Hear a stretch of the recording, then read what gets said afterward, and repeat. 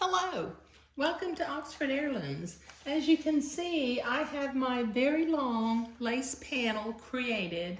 And what I have done is I made a sketch using a spreadsheet. So what we're going to have is we're going to have a 3x3 quilt sort of in the center. It'll be bound by some lace and some ribbon, and then it'll have a ruffle around the edges with a little bit of lace at the edge of the ruffle. So what I need to do next is I need to create these three parallel rows, not the columns going down, but the rows, because in the picture, the sashing did not go all the way from top to bottom, but it did go all the way from side to side. So I'm going to create the horizontal rows first. Now, as I mentioned in the first video, this will have 1, 2, 3, 4 squares of plain Swiss batiste, and the one in the center, I will design some hand embroidery and make that real pretty in the center. All right, so what I have done is I measured the width of my lace going down, and the lace is about 10 3/4 inches or close to 11 inches. But you know, pressed and starched is about 10 3/4 inches. Then I measured the seam allowance on the entredeaux that she sent me, and it's got about a 3/8 of an inch seam allowance.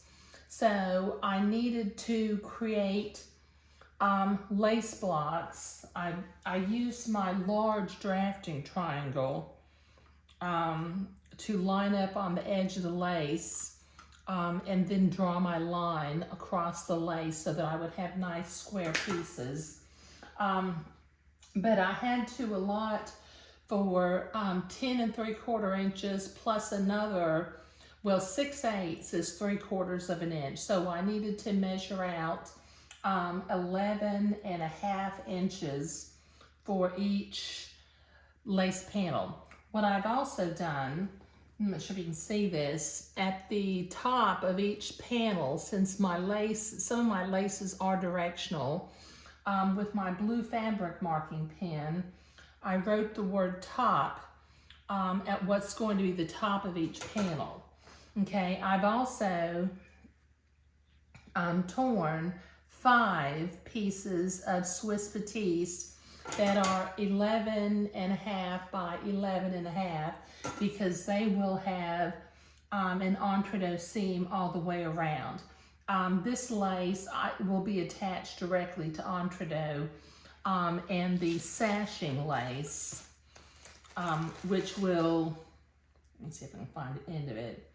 You know, I'll put as I'm creating these horizontal panels, I'll put a piece of entredeaux and then sashing lace.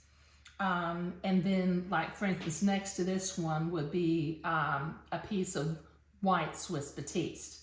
And then lastly, you know, when I have my 3 rows done, you know, I will put entredeaux and some more sashing lace in between them. Okay, so I need to cut my lace panels apart so that I will have 4 lace panels, and I've already drawn the blue line. So with my fabric cutting scissors, I'm going to cut them on the blue line so that I have 4 panels. And I did end up, because you know, this friend of mine knew what she was doing, and she bought enough lace to do this. I think what happened with her is that, you know, she started this project when she was younger and was able to do a lot of sewing, but she has since gotten a little bit older and she doesn't feel quite up to doing this project these days. That's why she asked me to do this. Okay, so that's 3 panels.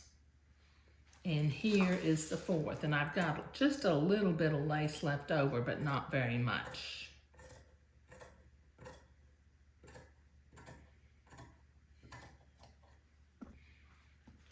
Okay. All right, so